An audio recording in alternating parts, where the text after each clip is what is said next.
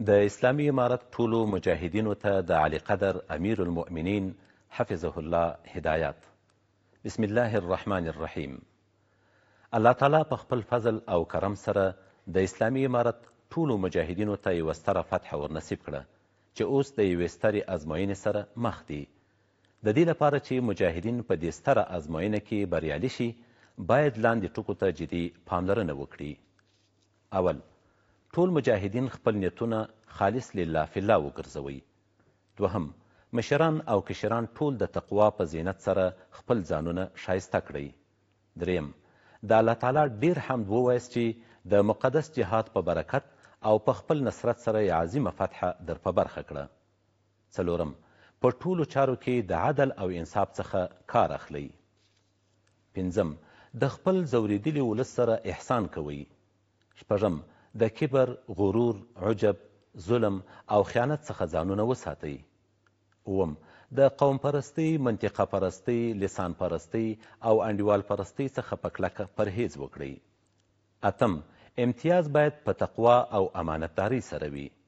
نهم، په خپلو منځو کې د اعتماد او ورورګلوۍ فضا قایمه کړئ. لسم، د داسې حرکتونو څخه ځانونه وساتئ چې په خپل منځ کې بې اعتمادي رامنځته کوي. یولسم، په خپل منځ کې د امر بالمعروف او نهي عن المنکر فریضه مه پرېږدئ. منځونه په جماعت سره ادا کوئ.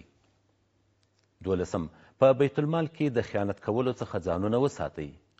دیارلسم، د شهیدانو د کورنیو او اولادونو ښه کفالت کوئ. هیڅکله یې له یاده مه باسئ. څوارلسم، یو د بل په کارونو کې له مداخلې کولو څخه جدي پرهیز وکړئ.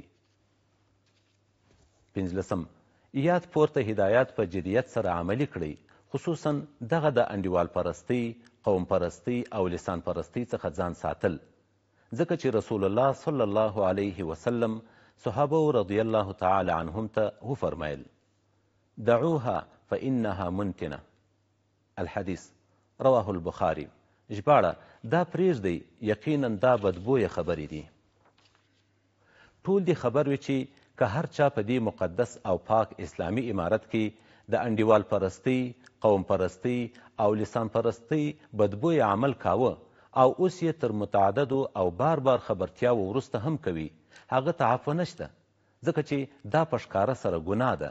ښکاره ګناه کوونکي ته په اسلامي شریعت کې عفو نشته، بلکې سخت عذاب دی، ځکه رسول الله صلی الله علیه وسلم فرمایلی دی: كل امتي معافا الا المجاهرين، او كما قال رسول الله صلى الله عليه وسلم، متفق عليه. والسلام د اسلامي امارت زعیم علي قدر امیر المؤمنین شیخ الحدیث مولوی هبة الله اخندزاده حفظه الله.